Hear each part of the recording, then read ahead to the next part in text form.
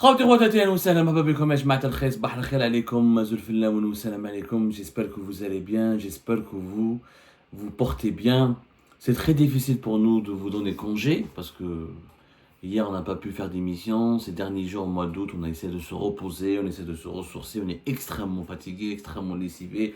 L'actualité algérienne, travailler sur l'Algérie, décrypter l'actualité algérienne, rechercher ses dessous, obtenir la bonne information, l'information qui est fiable, recouper, faire des analyses, essayer de mettre de la qualité, se montrer le plus professionnel possible quand on travaille sur l'actualité algérienne est un travail extrêmement éreintant et fatigant, notamment au mois d'août où le corps humain, khlas, il a besoin de repos. Donc c'est pour cette raison que des fois on est obligé, de s'absenter 24 heures ou là, essayer de souffler. Nous aussi, on a besoin de repos, on est des humains comme vous, on a besoin de changer les idées, de recharger la batterie, de se ressourcer moralement. C'est extrêmement pénible de travailler sur l'actualité algérienne parce que notamment il y a des dossiers qui font très mal au cœur. Justement, l'un des dossiers sur lequel nous sommes le seul fait Algérie partant en parler, c'est la cruelle affaire de Saïd Enarza. Dans 2 jours, nous sommes le 13 août 2024, d'ici 48 heures, l'Algérie est censée connaître le début de la campagne électorale pour les élections présidentielles anticipées du 7 septembre 2024. Des élections auxquelles devait participer la chef d'entreprise Saïd Enarza, présidente de la Confédération Générale des Entreprises Algériennes, une femme d'affaires connue, reconnue internationalement, récompensée à Genève par les Nations Unies, considérée par Forbes Africa, l'édition africaine du célèbre magazine américain Forbes, comme l'une des femmes africaines les plus influentes du continent, membre fondateur de Business Med, la plus importante confédération patronale de la Méditerranée, présidente depuis 2019 de Business Africa, la plus importante confédération patronale africaine. Il y a une dame pareille qui a été engagée. Elle a commencé à critiquer le régime Tebboune, elle a commencé à décrypter et à mettre en lumière ses insuffisances, son mauvais bilan. Et elle a voulu, en tant que femme algérienne, donner de l'espoir et essayer de créer une dynamique, de faire bouger les lignes en se portant candidate aux élections présidentielles, comme lui permet la constitution algérienne, comme lui permet la loi électorale algérienne.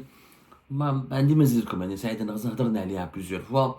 Je ne vais pas parler de son parcours, on en a déjà parlé. Je ne vais pas parler de son mérite, on en a déjà parlé. C'est une femme qui était l'amie de Tebboune, son amie personnelle.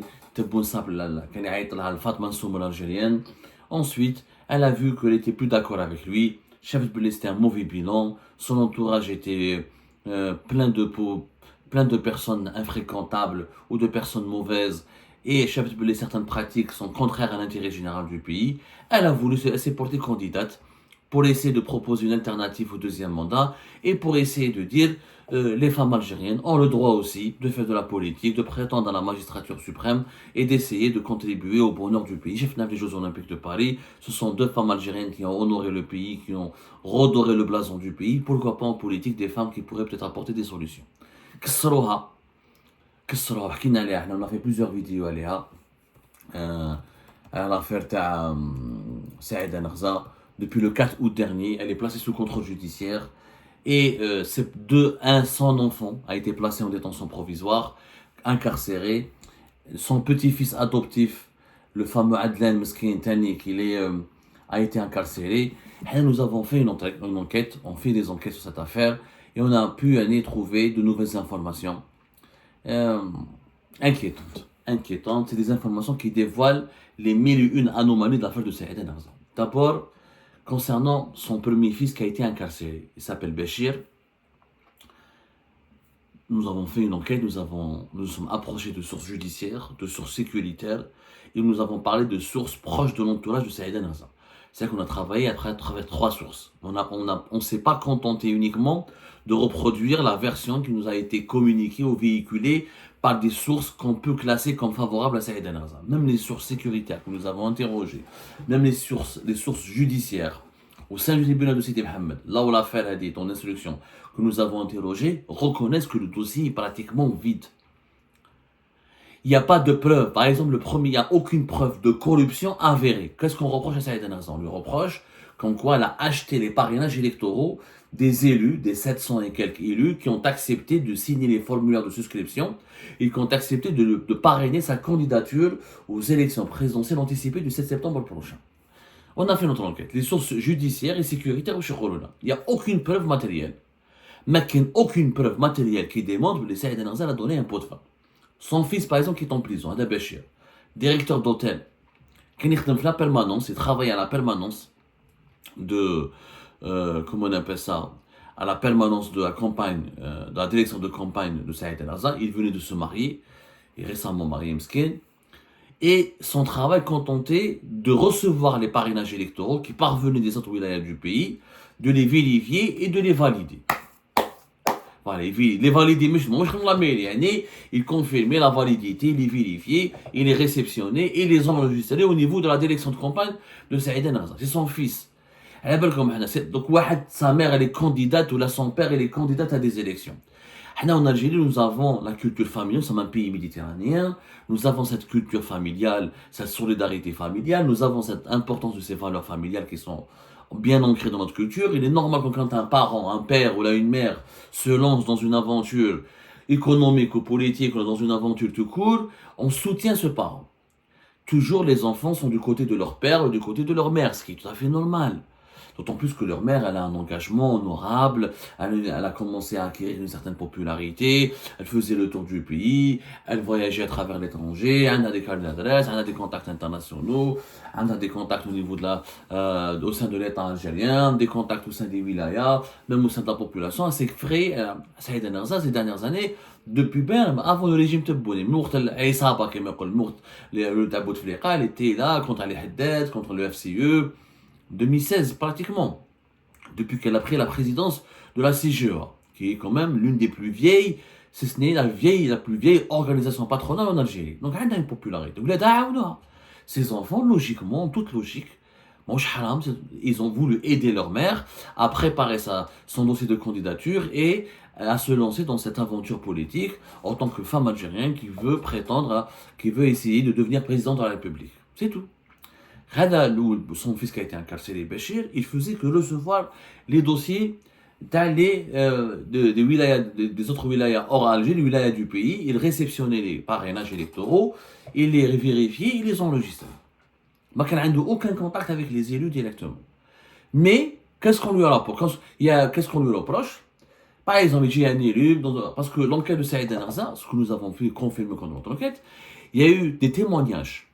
Pas de preuves, ce sont des élus de deux wilayas précises, Tieret ou Djelfa, qui auraient avoué aux policiers, aux enquêteurs de la DGSN, qu'ils avaient touché de l'argent de la part de la direction de campagne de Saïd Narzal pour donner des parrainages électoraux.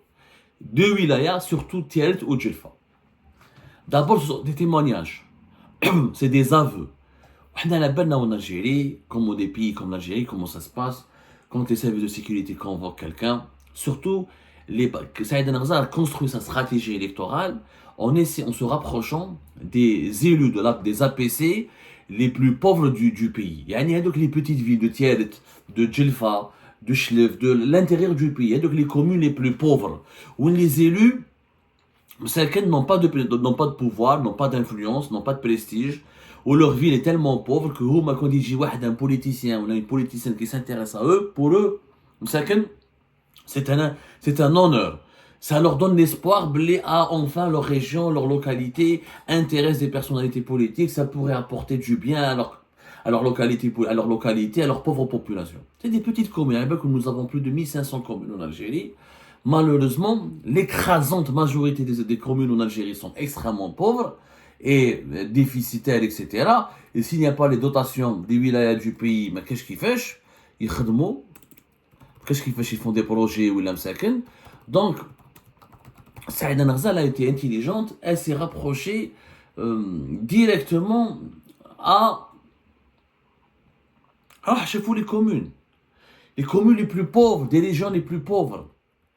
Vraiment des régions les plus pauvres, surtout les wilayas les plus pauvres du pays, où il y a quand même bzaf de Tieret ou Djelfa, elle avait la CGEA, il y avait des bureaux locaux dans plusieurs wilayas, donc il y avait un certain travail de proximité. Donc,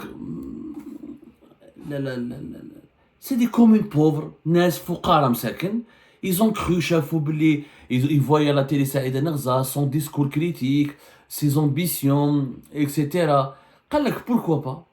Pourquoi pas, pourquoi pas ne pas soutenir cette personne? Pourquoi ne pas soutenir cette pourquoi ne pas soutenir cette femme qui peut peut-être apporter du changement dans notre pays, qui s'intéresse à nos localités, qui s'intéresse à l'Algérie profonde, qui s'intéresse à... Attends, là, c'est parrainage. Maintenant, ou des gens, ils n'ont pas l'habitude de faire de la politique. Ils n'ont jamais été dans un procès de justice, ils n'ont jamais été inquiétés, C'est des petites villes de Djelfa et de Tiaret. يعني mais بالك أغلبية الجزائريين والجزائريات ما يعرفوش هادو لي فيل. والله ما يعرفوا هادو لي فيل. خاطيهم كاع مساكن ما يعرفوهمش. واش يصرا؟ Quand ils ont été convoqués par la police, ils ont été impressionnés, terrifiés. Certains ont fait des aveux. Sous la contrainte, vous comment ça se passe? Et l'aveu n'est pas une preuve. Donc un arrêt, je me présente devant un commissariat, Abdelmajid Tebboune m'a promis 3 milliards de centimes, lequel je lui donne mon parrainage. Est-ce que cela signifie que Abdelmajid Tebboune est un corrompu, qu'il faut l'arrêter, que les responsables de sa campagne électorale sont des corrompus? Non, le témoignage, l'aveu verbal ne suffit pas s'il n'est pas étayé par des preuves matérielles. Malheureusement, l'affaire Saïda Nerza, c'est que des aveux, c'est que des témoignages. En plus, ce que nous avons remarqué, ce que nous n'avons pas remarqué, ce que nous avons pu confirmer, c'est que la majorité, sur une quinzaine d'élus, c'est une quinzaine d'élus originaires de Tiaret et de Djelfa, qui auraient avoué avoir touché de l'argent de la part de la Saïda Nerza, dans les PV, lorsqu'ils ont été auditionnés par la police, mais qui l'ont devant le tribunal, quand ils ont été convoqués par le juge d'instruction, ils se sont rétractés, nous n'avons jamais dit ça. Donc, ou les PV de la police étaient mal faits, ou ils n'ont pas relu les PV, ou ils avaient fait des aveux sur la contrainte. Quoi qu'il arrive, les aveux, les témoignages ne suffisent pas. Oulid Saïda Nerza, par exemple, celui qui a été incarcéré, il a corrompu des élus. Qu'est-ce qu'il a fait concrètement dans ce dossier? Il a payé un taxi, par exemple, il dit un élu, il dit choufram, il dit pour voir leur programme, la direction de campagne, pour être convaincu. Il a un déjeuner. On lui paye le taxi pour qu'il rentre à Tiaret, pour qu'il rentre à Djelfa. Ça, c'est pas de la corruption. Ça, c'est des prises en charge. Ça fait partie de l'hospitalité. Ça fait partie de... C'est pas de la corruption. La corruption, c'est quand il y a une contrepartie et une négociation. Je te donne ça en contrepartie et je t'offre ça en contrepartie financière. Il n'y a pas eu de négociation, non, il n'y a pas eu d'achat des parrainages électoraux. Je le dis, je le défends pas. Elle n'est pas ma mère. Moi, c'est une femme algérienne qui m'a dit attention, parce que elle a un deuxième fils qui est à l'étranger, qui est recherché maintenant. L'affaire, ils veulent l'inculper au niveau du ministère, au niveau du tribunal Sidi Mohamed. Heureusement qu'il est à l'étranger, il connaît trop les deux. Et elle a un troisième fils, c'est un miskin. Il a fui le pays parce qu'il a eu peur d'être embarqué. Ses enfants, tu t'attaquais à ses enfants, dire blessés. Il est placé sous contrôle judiciaire et ses enfants sont en prison. Adlan avec son petit-fils adoptif, dont le père est à l'étranger, parce qu'il a failli se suicider tellement il a subi de la pression pour qu'il fasse des aveux. C'est extrêmement grave comme pratique. Et encore une fois, c'est quoi? L'affaire, elle est vide. Khalas un sandwich, khalas un taxi pour un élu. C'est pas une corruption. Mais là, s'il faut mettre en prison toutes les personnes qui offrent des déjeuners et des dîners aux députés ou là aux élus, il faudra construire des centaines de prisons à travers l'Algérie.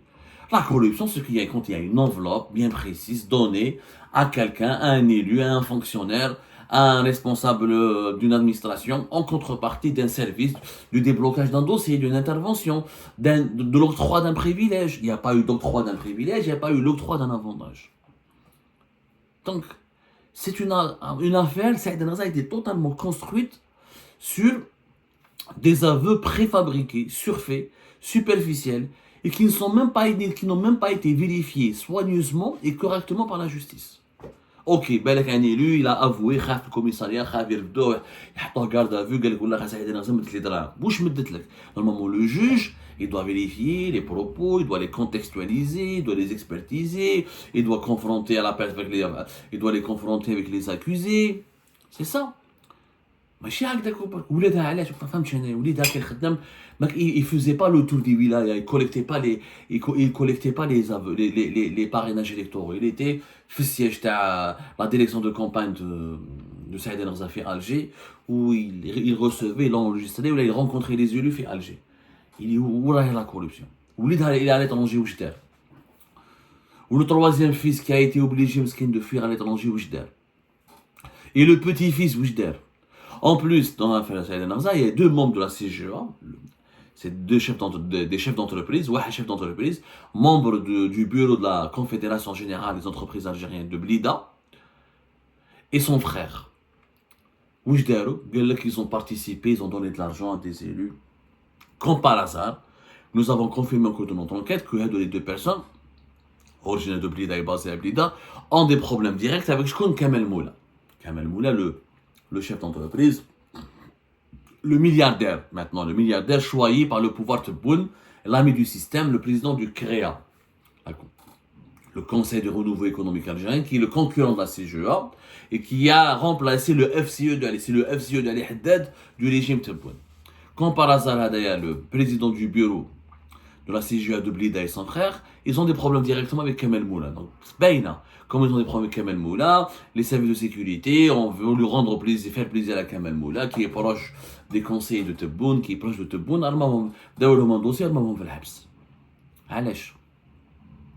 pourquoi? Parce qu'ils ne s'entendent pas avec Kamel Moula qu'on est obligé de les mettre en prison. Parce qu'ils ont voulu, ils ont soutenu Saïd El-Narzawi, ils ont adhéré à son programme, à son projet de candidat aux élections présidentielles. C'est-à-dire ils ont soutenu logistiquement, ils ont soutenu moralement, mais encore une fois, le dossier il est vide.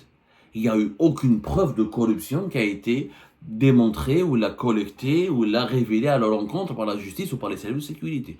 Toujours des témoignages. واحد في تيارت واحد في جلفة والله تلاقيت مع هذاك لامي ولا وليد سعيد نغزة وخلص لي فطور il m'a proposé de l'argent. C'est des propos, c'est des témoignages verbaux. Dans la majorité des auteurs de ces témoignages et de ces aveux se sont rétractés. Je le dis encore une fois présentés devant les juges du tribunal de Sidi Mohamed. Donc, tout indique finalement que c'est une affaire montée de toutes pièces. Et le cœur de cette affaire judiciaire, les enquêtes sur les achats des parrainages électoraux, il concerne que Saïd El-Narzawi. Yani Sahli ou le troisième candidat, dont j'oublie, d'khlouhom à Saïd El-Narzawi, je me dis que on s'est acharné contre Saïd El-Narzawi toute seule. Parce que le dossier, la personne,